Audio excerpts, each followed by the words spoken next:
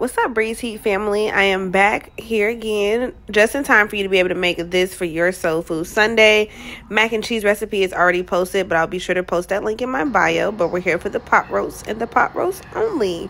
If you've been on my page before, you know I like to make a nice seasoning blend. All of the seasonings will be listed below.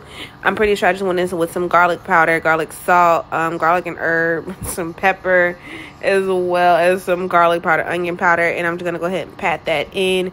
For some reason, it just makes me feel a little bit better if I pat it in. Make me feel like I'm getting all of that in there.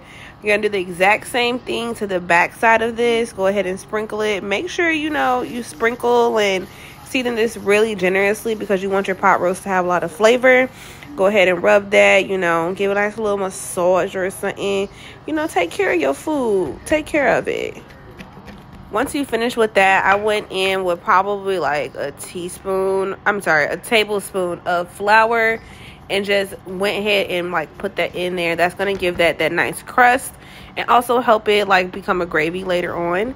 In my Instant Pot, I have it on the saute function just because I'm going to be searing this pot roast on both sides. If you don't have an Instant Pot, feel free to do this in a regular pot, I would say, because you're going to keep this same pot for when you make the pot roast. So be sure that you go ahead and sear this on both sides. Like I said, I did it for 5 minutes each, and once you flip it around, it should look a little bit like this. This is, once again, just giving it that sear and giving that oil the flavor of the meat. And I haven't said this already, but if you're here, like, comment, and subscribe.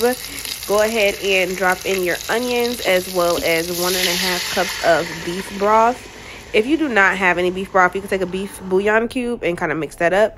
I put it in there for 45 minutes. And after 45 minutes, I went ahead and added in my potatoes, the carrots, as well as some celery. This is what I like in my pot roast. If you like yours different, please add in anything that you would like. Go ahead and put that on another 45 minutes in your Instant Pot, and it should look like this. For those of you who are going to be using a stove, I would say about 2 hours instead of that 45 minutes on that Instant Pot. And for the Instant Pot, you will do 45 minutes for every 2 pounds that your chuck roast is. And I'll have all of this listed as well as the ingredients below. But this is what it looks like after 2 hours. I went ahead and transferred it into a pot. Like I said, the mac and cheese video is already on my YouTube. It will be linked in the description. But yeah, this is probably one of the quickest videos. More simple, yet it's the bomb.